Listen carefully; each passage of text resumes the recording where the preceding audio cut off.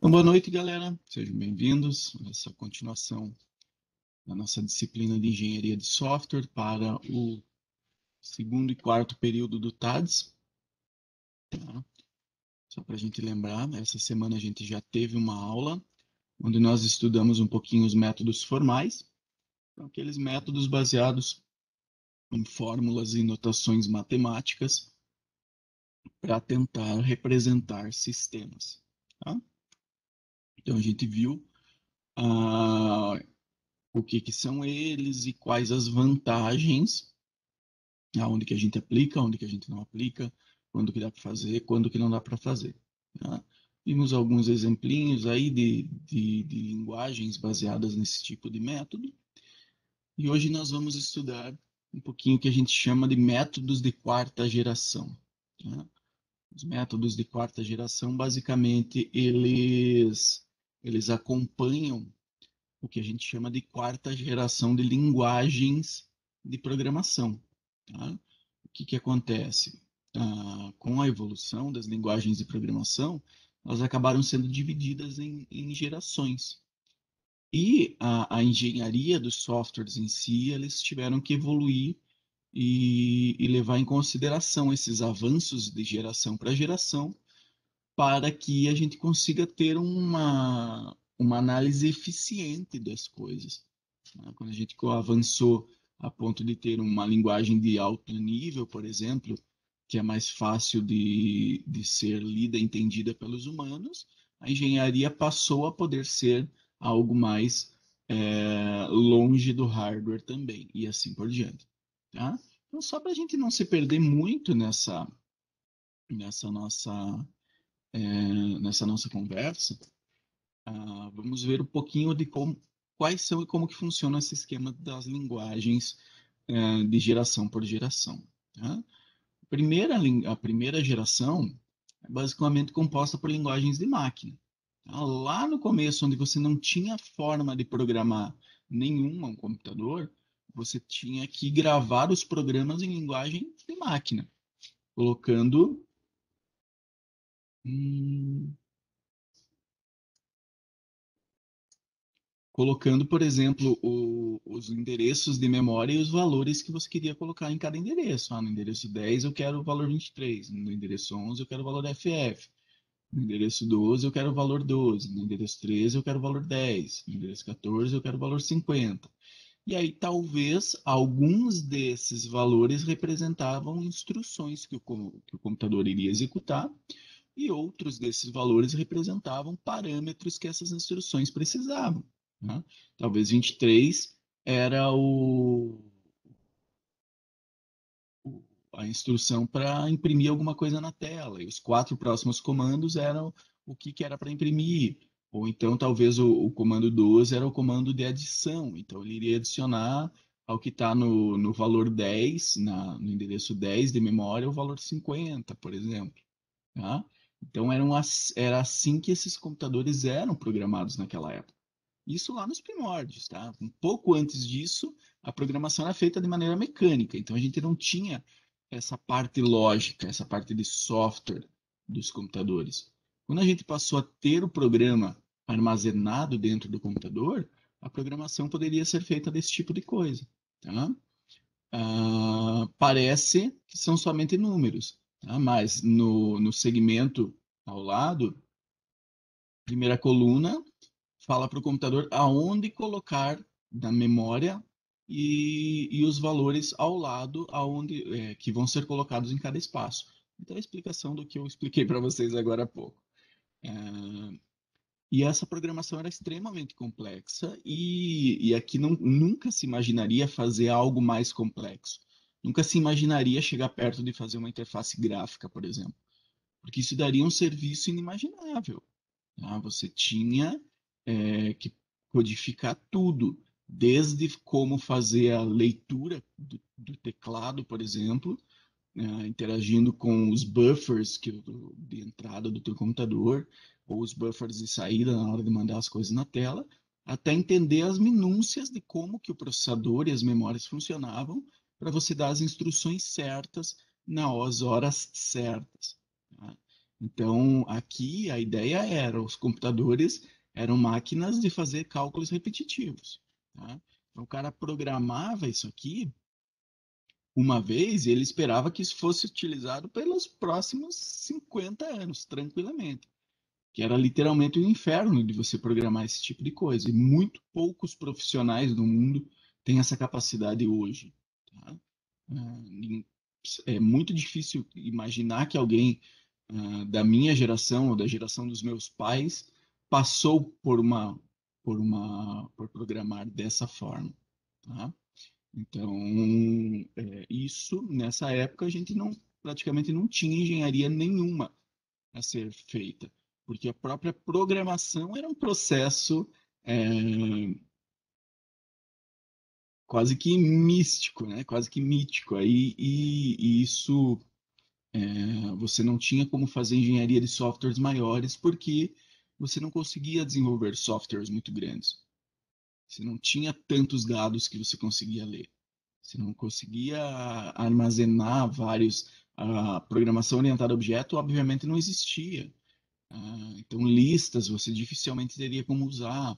Não tem todo um esquema para fazer as coisas funcionar na programação dessa geração. Tá? E aí a gente vai para a segunda geração, que é o uso da linguagem assembly. Tá? A linguagem é assembly e o programa que transformava essa linguagem assembly em linguagem de máquina era chamado de assembler. Então, esse código já era escrito e lido por um programador, tá? Já era um código que não era só números, digamos assim. Deve ser convertido para a linguagem de máquina. Então, o programador terminava de escrever, rodava-se um programinha para fazer essa conversão para a linguagem de máquina. Um pouco similar ao que a gente tem hoje com qualquer interface de desenvolvimento, com qualquer compilador aí. Mas é muito mais raso, porque do assembly para a linguagem de máquina é um passo só. Tá? Da compilação para a linguagem de máquina é mais de um passo.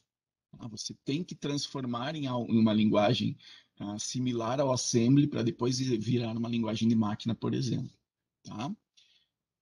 Esse processo é chamado de assembly, ou tradução seria montar ou montagem. É uma linguagem de extremo baixo nível, ele é muito difícil de você compreender ela, especialmente tentando ler e interpretar o que está escrito. É uma linguagem específica e diferente para cada família de processador e para cada ambiente computacional. Então, o programador ele tinha que se especializar em programar em assembly para uma ou para um ou para outro processador, para um ambiente computacional ou para outro. Tá? Então, o cara era especialista em desenvolver programas para o x86. Beleza, então ele sabia desenvolver programas para o x86. Ah, mas ele precisava desenvolver alguma coisa para uma interface diferente, por exemplo, o ARM, ou a PowerPC, ou alguma outra coisa assim. Não, ele tinha que correr atrás das diferenças para entender. Porque quando você programa em assembly, você não está programando assim, mas está programando muito próximo. Você dá os comandos diretamente para o processador. Tá? Então, não existe camada intermediária. Por isso que a gente diz que é uma linguagem de baixo nível. Tá? Não é porque ela é pior, não é porque ela é mais baixa ou a outra tem mais valor porque é uma linguagem de alto nível. Não. É porque a gente entende que por baixo de tudo isso a gente tem o hardware. Tá? Então tem o hardware lá embaixo, o processador lá embaixo, por exemplo. E aí a linguagem de baixo nível é a que está mais perto do processador. Então você dá comandos diretamente para o processador. Linguagem de médio nível, você já está um pouquinho acima disso. Então você tem camadas de software entre você e o processador. Linguagem de alto nível, você está mais longe de comandar diretamente o processador ainda. Tá? Assembler é o programa que traduz a linguagem assembly para a linguagem de máquina. Tá? Muito mais simples que os compiladores de linguagens de alto nível. Normalmente, cada instrução de assembly vira uma ou duas instruções de máquina no máximo. Tá? Então é muito próximo, é quase que uma tradução direta. Então, você não teria, por exemplo, um comando print. Não, porque o print é um conjunto, você faz um monte de coisa. O print que você coloca lá, print hello world, fecha aspas, ponto. O print hello world ele faz um monte de coisa. Ele joga o hello world para a memória, da memória ele joga para um buffer de saída, ou para uma memória de saída, ou para uma memória de vídeo, alguma coisa assim. E aí ele dispara um comando que faz exibir o que está nesse buffer de saída. Então, tudo que a gente utiliza hoje na programação acaba virando 100, 200, 300 instruções de linguagem de máquina. A mesma coisa o comando input. Comando input, ou read, ou, depende da linguagem que vocês quiserem usar aí. O comando input ele vai fazer a leitura do teclado, ponto, molezinha. E jogar para a variável x. Ah, tranquilo. Já no assembly ou nas linguagens de nível mais baixo, não. Você tem que limpar o buffer do teclado, por exemplo, o buffer de entrada padrão. Aí você tem que aguardar que seja recebido algum valor novo. Aí você tem que pegar esse valor novo do buffer de, de entrada e jogar para um espaço no teu processador, uma memória cache ou uma memória temporária, para daí jogar para o espaço de armazenamento onde você quer guardar. Por exemplo, onde é a tua variável. Então, são vários passos para tudo. Né? Vários passos para tudo. Por isso que essa tradução de assembly para a linguagem de máquina é um processo muito mais simples do que quando a gente fala hoje. Tá? Aqui é um Hello World para os processadores Intel, provavelmente o x86. Tá? Então a gente tem comando por comando dizendo o que você vai fazer. Tá? Move é mova para um espaço de memória. Então, ele vai colocar algumas coisas em alguns espaços de memória específicos. Tá? Os registradores específicos e coisas assim. Aí ele vai pôr no DX o valor que está lá no Hello 2 pontos. Então, Hello World 13, 10, cifrão. Depois ele vai, sei lá o que faz esse int aqui. Então, esse é um exemplo de um comandinho que faz isso. Enquanto em uma linguagem de nível médio ou alto aí, a gente teria um println, abre aspas, hello world, ponto, acabou. Tá? Então, é esse tipo de comando que já tornou a programação muito mais fácil do que somente assim, tá? Que mas mesmo assim não é nada fácil, nada comparado ao que a gente faz hoje. Ela ainda segue a mesma lógica, tá? Aqui a gente tem em duas colunas o espaço na memória e o valor. Aqui a gente tem uma coluninha para o comando e uma coluninha para os argumentos que esse comando precisa. Tá? Então, normalmente seria aonde e o que. Tá? Então, espaço AH, que deve ser um registrador de alguma coisa, colocar o valor 9. Tá? Esse 21H ou esse shor deve representar, por exemplo, exibir na tela. Então, a gente tem toda essa necessidade aí de escrever tudo. E aí vem o assembly, ou assembler, e transforma isso em linguagem em código de máquina propriamente dito. E aí ele vira um ponto .exe e está pronto para ser executado. Tá? E aí a gente tem as linguagens de programação de terceira geração. As linguagens de programação de terceira geração, elas têm um nível mais alto.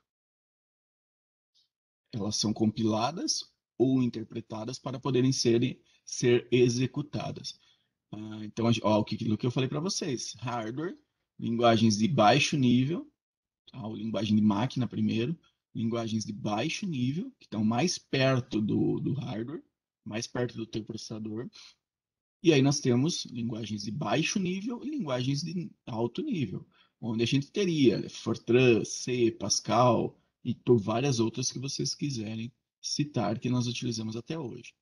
Um compilador ele não só traduz, ele reescreve o programa em uma linguagem que o processador consiga entender. Tá? Essa tradução não é direta.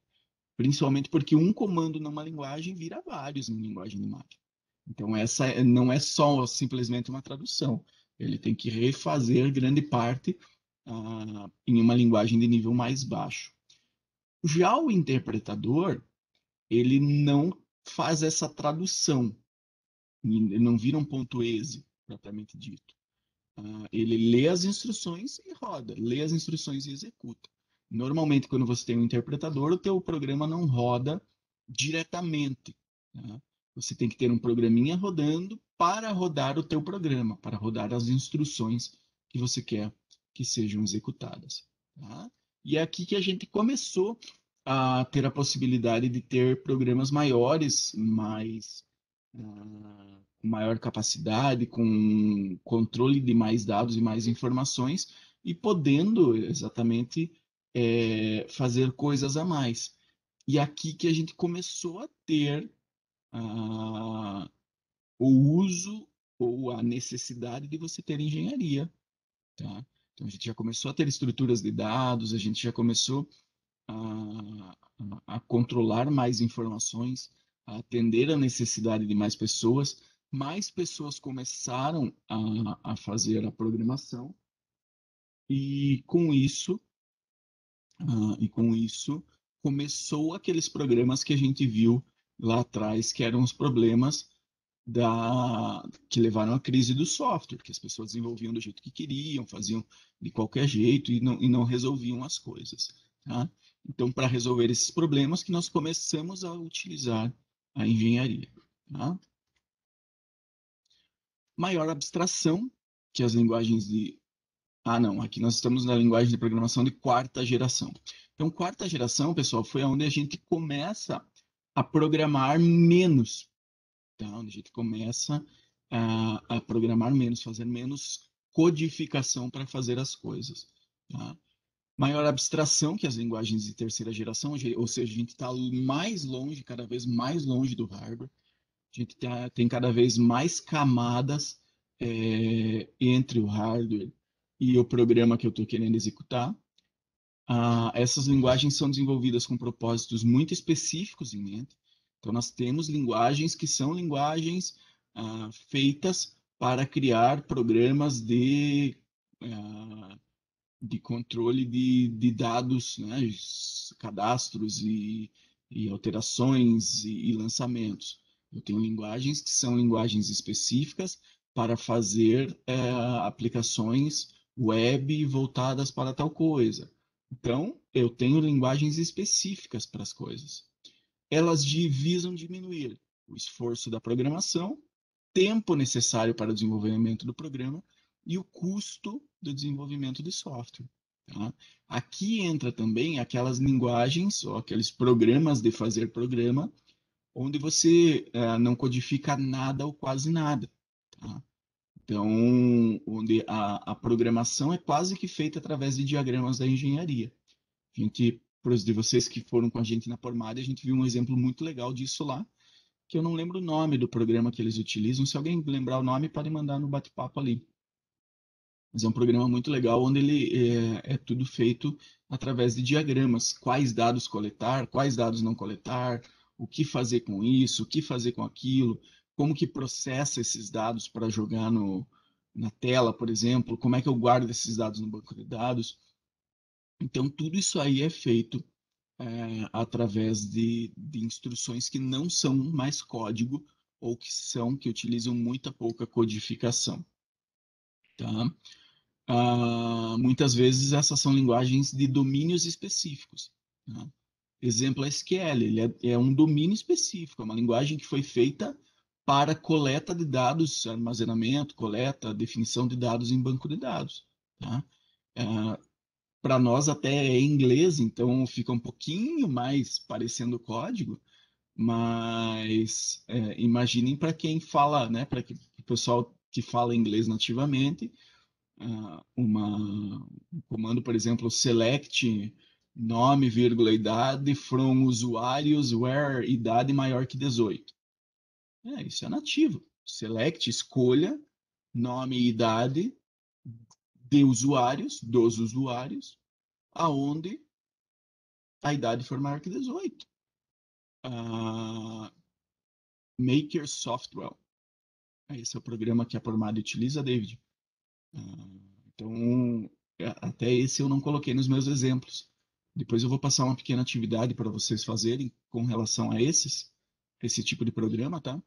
Aí esse aí entra nas possibilidades também. E outros tipos de linguagem de programação. Por exemplo, o MATLAB, para quem já utilizou, ele tem todo um esquema de você poder programar ele para fazer gráficos, para fazer fórmulas matemáticas, para resolver problemas matemáticos, utilizando uma linguagem, mas é uma linguagem que é específica para dentro do MATLAB. Então, os comandos são comandos específicos do MATLAB. Então, olhem nessa camada aqui, ó. Nessa camada aqui, por exemplo, o SQL. Eu tenho hardware, eu tenho a linguagem de máquina, eu tenho assembly e eu tenho as coisas rodando aqui em cima, tá? Vamos esquecer que tem essas linguagens de alto nível aqui. Vamos imaginar que aqui, por exemplo, eu teria um MySQL, um MariaDB da vida rodando.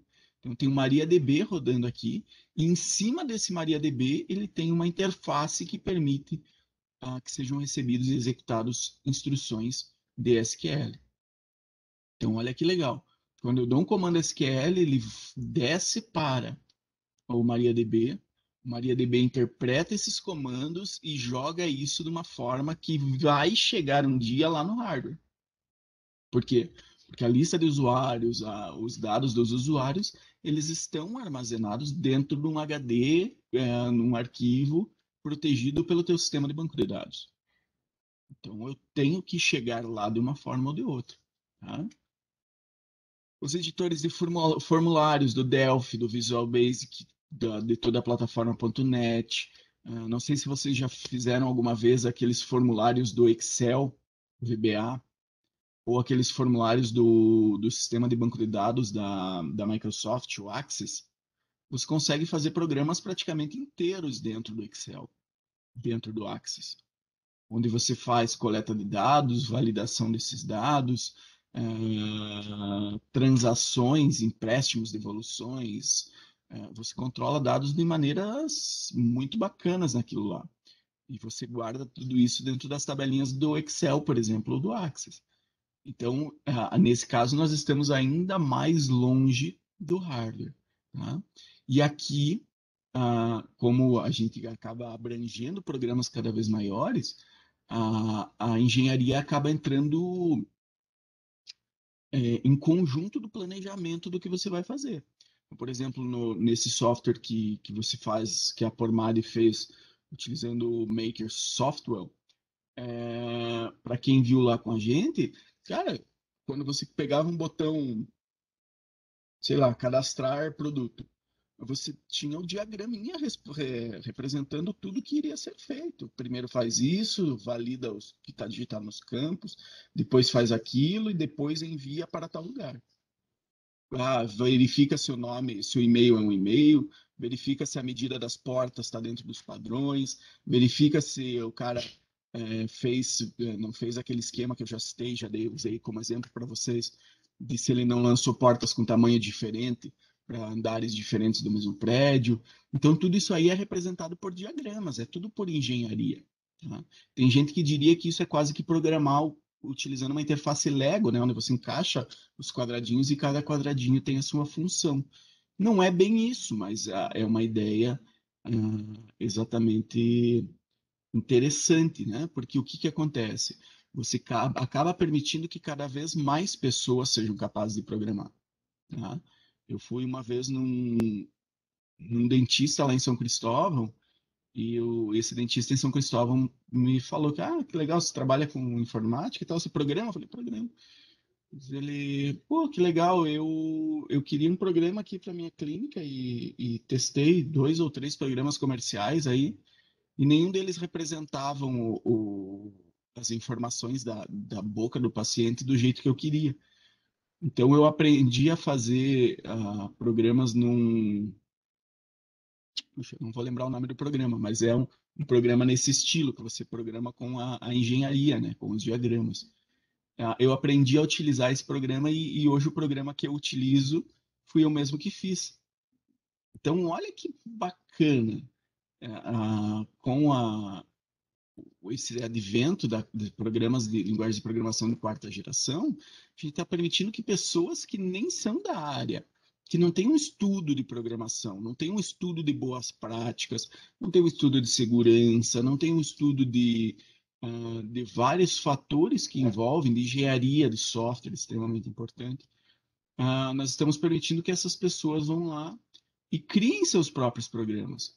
Mas aí nós precisamos ter controle, o programa tem que ser bem feito a ponto de, não, o cara não conhece sobre segurança de software. Então, quando eu permitir para ele fazer um cadastro de senha, o próprio programa tem que ser o responsável por cuidar da segurança da senha.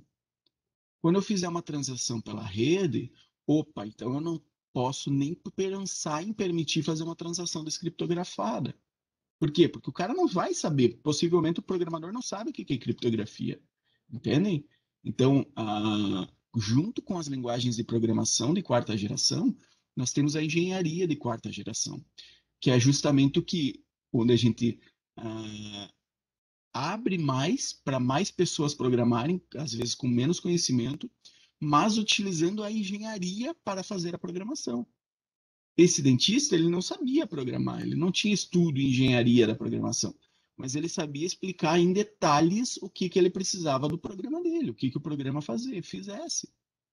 E ele fez, tá? Tudo baseado na engenharia, tudo desenhando os diagramas representando, quando eu clicar aqui, isso significa para pintar o que ele queria, basicamente.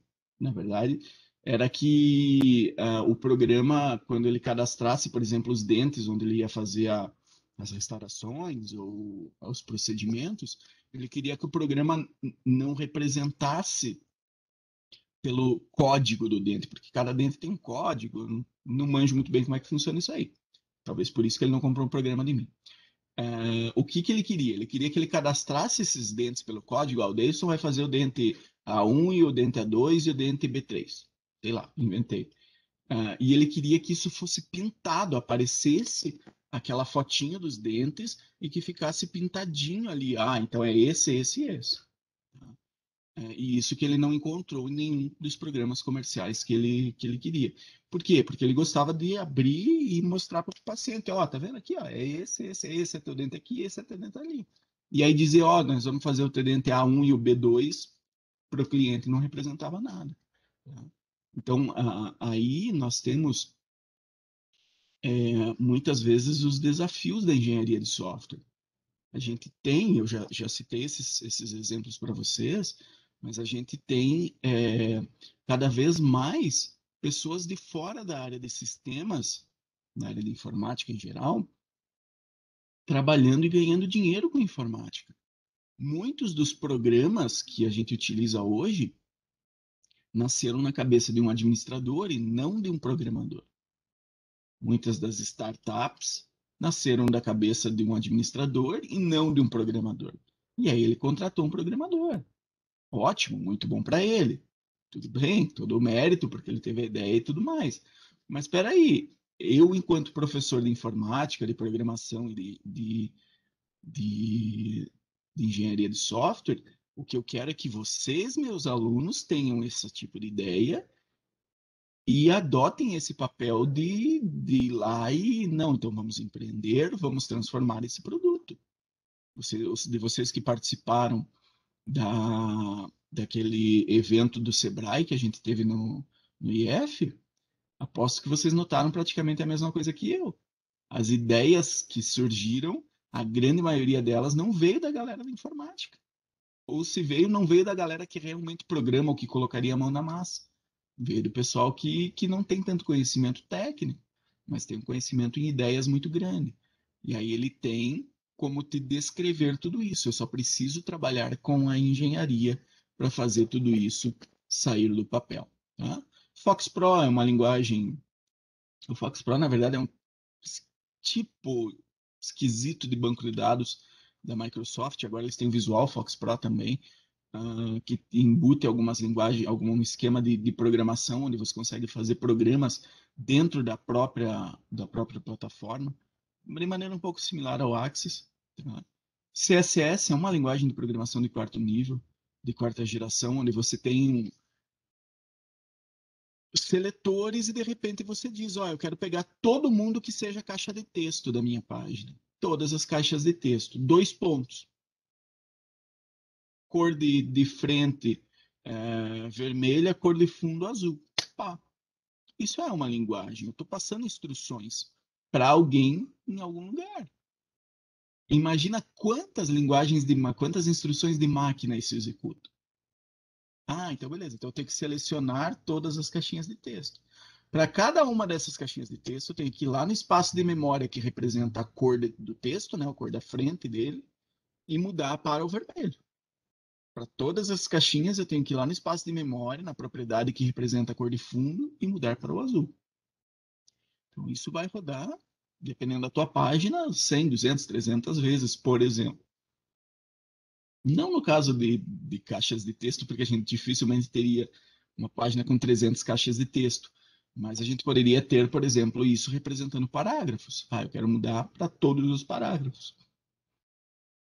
Espaçamento 1,5, por exemplo. E aí roda o CSS para ver. Tá? Nós temos alguns tipos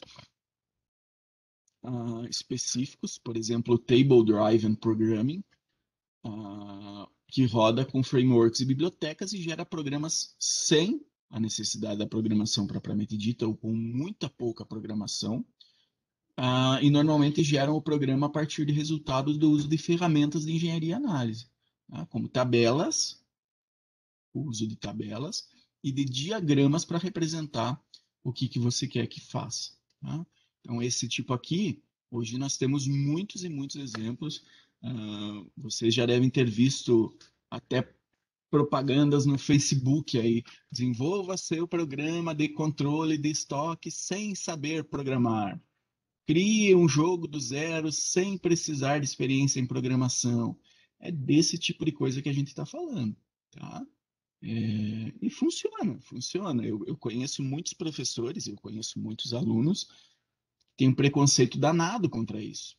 Ah, pô, como assim? O cara tá vendo no programa, vai fazer em um programa de arrastar bloquinho. Cara, se resolve a necessidade do teu cliente, especialmente se ele já tentou com os teus concorrentes e não conseguiu resolver, bicho, pode ser feito em desenho de giz de cera na parede. Se funcionar, ele vai comprar e vai te pagar e vai te sustentar, não tem problema nenhum. Tá? Então, muita gente, essa discussão existe muito. Ah, esses programas não são programas de programação. Quem faz isso não é programador. Ah, talvez seja, talvez não seja. Mas os caras estão aí no mercado e a gente vai concorrer com eles mais cedo ou mais tarde. Então, se a maneira deles é mais eficiente, é mais eficaz, é mais rápida de conseguir um resultado bom para o meu cliente, talvez a gente deveria estar utilizando o método dele.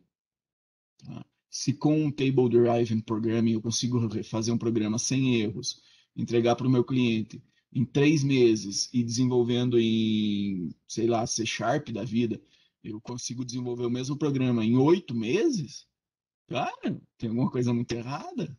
Tá? Então a gente precisa saber desse tipo de coisa. Nós temos programas de quarta geração que rodam, ou linguagens de quarta geração que rodam em cima de geradores de relatório, ou gerenciadores de relatório, que usam aí descrições de formato de dados e geram relatórios diretamente, ou geram um programa ou conjunto de formulários para gerar os relatórios. Tá? Isso é muito similar ao que a TOTUS faz com os programas da TOTUS. Os programas da TOTUS são extremamente customizáveis. Todos os formulários do programa podem ser customizados por alguém que tem habilidade na linguagem. Eu não lembro, é Power. Não sei se é Power Report, alguma coisa assim. Que é a linguagem que eles desenvolveram para utilizar no programa deles. E qual é a ideia?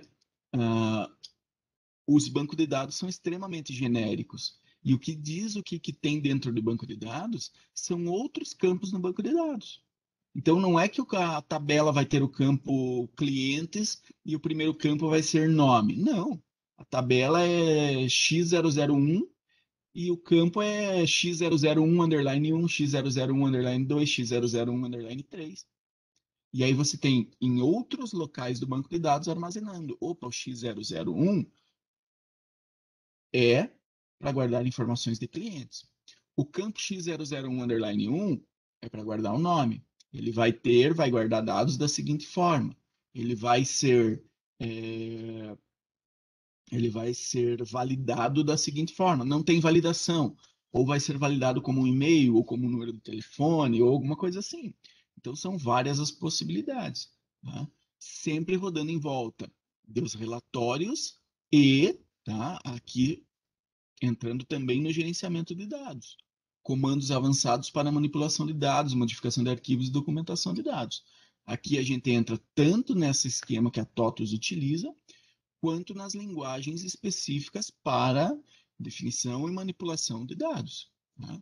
SQL sendo o exemplo maior e os outros aí que existem no mercado sendo os exemplos menores, tá? Hoje tem alguns concorrentes aí que tentam fazer algumas coisas, inclusive em alguns bancos de dados como o Oracle e como o PostgreSQL, você consegue escrever procedimentos armazenados dentro do banco de dados, a gente chama isso de storage procedures, você consegue fazer isso em qualquer linguagem praticamente. Pode fazer uma storage procedure em C, você pode fazer. Não duvido que você possa fazer uma storage procedure em assembly. Nunca procurei se pode, tá? Só estou divagando um pouquinho aqui, né? Seria o pior exemplo antes da linguagem de máquina. Mas você tem muitas linguagens que você pode utilizar para fazer essa intermediação dos dados, tá? PGSQL também, o PostgreSQL tem um subset do SQL próprio, que adiciona algumas funções a mais que ele suporta. Então, são várias as possibilidades no gerenciamento de dados também, tá? E aí, um exemplo fácil da SQL, como eu falei para vocês, para nós ainda entra uma camadinha da dificuldade, entre aspas, da linguagem, mas imagina isso aqui para alguém que fala inglês nativamente, para alguém que nasceu nos Estados Unidos, na Inglaterra, onde for, né? Select Customer Name, Customer City, from Depositor Customer e Account, escolha, selecione o nome do cliente e a cidade do cliente, das tabelas depositor, clientes e contas, aonde nome do cliente na tabela depositor igual nome do cliente na tabela cliente. E número da conta igual conta.número da conta. E balanço, né, da conta, saldo da conta, maior do que uma quantidade X. Então, se a gente pudesse escrever, né, até seria um projeto de pesquisa bem interessante se a gente conseguisse pegar um MariaDB ou um PostgreSQL, por exemplo, e fazer ele entender comandos em português. Porque a ideia dessas linguagens é justamente. Eu já vi muita gente falar, mas é que daí o que, que acontece? Pô, é Portugal, é linguagem. Sim, mas imagina que para esse pessoal que nativamente programa isso aí, que fala inglês, que essa é a linguagem primária dessas pessoas, isso aí não é comando para eles, é o que eles usam no dia a dia, certo? Então nós não precisamos dificultar as coisas para nós. E aí, imagina a quantidade de camadas que isso aqui tem antes de poder chegar no meu hardware. Antes de que vá lá e caia no HD da minha máquina, do meu servidor ou do que for, buscando lá as tabelas, depositor, customer, cliente e conta. Tá? Então, tudo isso aqui vai virar um bloco gigantesco de instruções de máquina que vai ser executado. E vai ser executado para pegar esses dados e jogar para cima. Jogar para o MariaDB, por exemplo, e o MariaDB vai devolver isso aqui para você, ou vai imprimir na tela, ou vai passar através de uma pipe aí da rede ou do socket que você esteja acessando local. Tá? Então, só para vocês terem a ideia. N8N é um programa que lembra um pouco até o software que a Promade utiliza, tá? E ele funciona através de diagramas. Tá? Então, eu recebo dados de um webhook, de um gancho da internet aí. Tá? Eu recebo dado de algum lugar da internet, isso é passado para mim. Pego esses dados. O e-mail, eu somente faço um lower, tá? Lowercase. Se tem alguma coisa maiúscula, vira minúscula. O nome, vou pegar esse nome e vou fazer um merge, tá? Vou juntar com o último nome. Então, pego o nome, junto com o último nome. E jogo isso para um outro bloco em outro lugar, chamado adicionar contato. Então, toda essa programação no N8N é feita através de workflows. Cada workflow é como se fosse uma sequência de instruções que vão ser executadas. Mas, reparem, eu poderia programar tudo isso aqui. Eu poderia fazer isso aqui tudo em C, tudo em Python. Tá? Aqui eu vou receber através de uma API, por exemplo. Tá? Aqui eu vou fazer um lowercase, vou fazer só um str.lowercase e fechou. Guardo na variável e-mail, por exemplo. O name eu vou ler o last name e vou somar os dois. E aí adiciono contato, seja lá o que for isso. Jogo para algum lugar específico, jogo para outra API, faço alguma coisa. Então, isso aqui eu posso fazer em linguagens de programação. Mas, através do uso dessas ferramentas, eu consigo aplicar de uma maneira mais direta, tá? Mais direta, o que a gente levanta, os diagramas que a gente levanta na engenharia de software. Tá? Ó, a opção de ativar ou desativar um workflow. E esse é o workflow central, da parte central do programa, novo contato. Para todo o restante, a gente vai ter workflows dessa forma. Valida CPF. Existe um workflow? Existe. Tem como existir, sim. E assim por diante. Tá? Saltcon. Saltcon é Saltcorn. Saltcorn. Ele é todo baseado em tabelinhas onde você cadastra as coisas que vão ser armazenadas. Tá? Aqui, por exemplo, seria uma forma que alguns dados vão ser guardados em um banco de dados. Descrição, status, se está pronto ou não, posição, projeto, status do projeto e o usuário, que aponta para usuários. Projetos aponta para o projeto. Então, aqui é aquele segundo exemplo que a gente falou, onde ele vai interagir com tabelas no teu banco de dados de uma maneira superior, vai ficar acima disso e vai ficar coletando essas informações e tratando elas, transformando isso em um programa para você, um conjunto de formulários ou em um conjunto de relatórios dentro da tua tabela, tá? Tabelas, visões, páginas, arquivos, tá? Então, aí a gente tem o dashboard, então a gente tem todas as possibilidades que um programa precisa para funcionar. Beleza?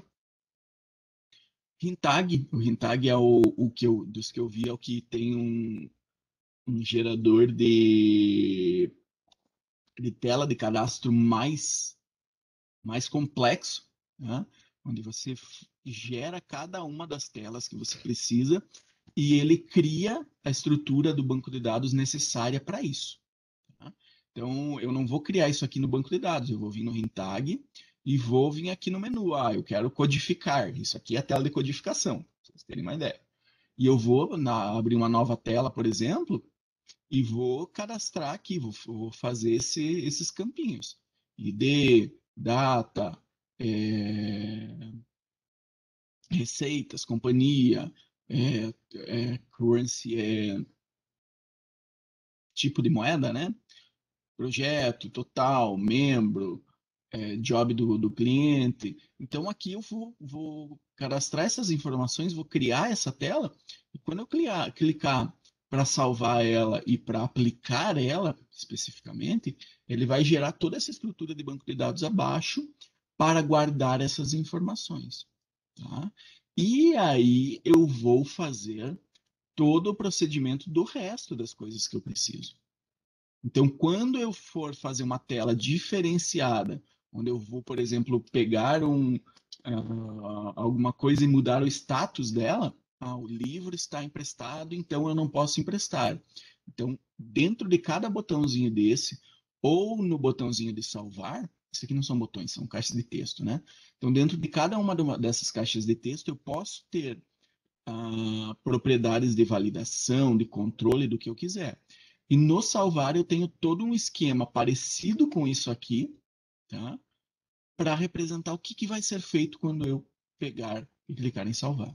E aí eu posso criar caixinhas com cada uma dessas, dizendo, ó, posting date tem que guardar lá em outra tabela. Vai lá para outra tela que eu já criei. A member vai lá para o cadastro de membros. Então, eu tenho que pegar lá do cadastro de membros. Então, ele faz todo esse gerenciamento para mim. Tá? Tanto das telas, quanto dos relatórios. Tá? E aí, ele tem a opção de portar isso direto para o teu banco de dados, se você já tiver cadastrado nele, ou de gerar o SQL necessário para que você rode na tua máquina de cliente sem precisar levar o programa. Você compila, tá? Configura o instalador e compila o instalador e leva só o aplicativo final que ele gera para você. Tá? Mas você gera também, por exemplo, o código SQL que você vai rodar manualmente no banco de dados. Então é bem legal. Mas nesse caso, são programas pagos e que custam valores relativamente elevados para permitir o seu uso. Tá? E aí nós temos o Maker Software, que a gente já tinha visto ele funcionando lá na Pormade também. Então é mais um exemplo. Tá? Sobre esses exemplos aqui, pessoal, que eu vou passar um trabalhinho para vocês. O que eu quero que vocês façam?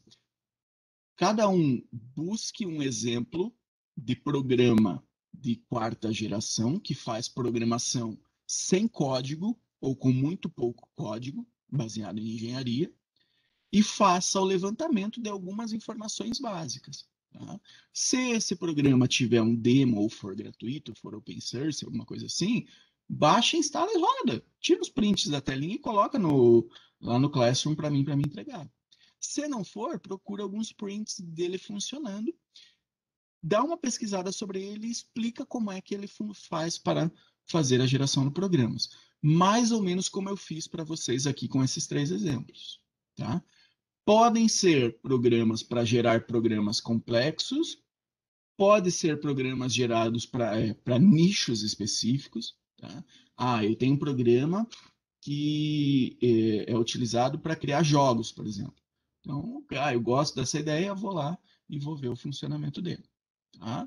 Para páginas, para programas de cadastros em geral. Então, escolham qualquer um que vocês acharem interessante. Tá? Busquem, eu já posto essa atividade no Classroom, e aí, o que eu espero que vocês me respondam? Uma página e meia, 2 páginas, contando os prints que vocês conseguirem tirar. Se não conseguirem tirar print do programa porque é só pago e não tem um demo, por exemplo, ou porque precisa de uma estrutura muito grande para você instalar, pega print mesmo na internet, tá? Telinhas dele funcionando e deu para bola. E aí põe, né? O que você vai fazer? Uma meia página de descrição explicando o funcionamento dele, 1, 2 imagens, explica mais um pouquinho, mais 1 ou 2 imagens, e aí fechou. Ok? Que horas são agora? 5 para as 8? Então tá. Então, alguém tem alguma pergunta, pessoal? Senão nós já encerramos por hoje. Sim? Tá ok? Parei a gravação então.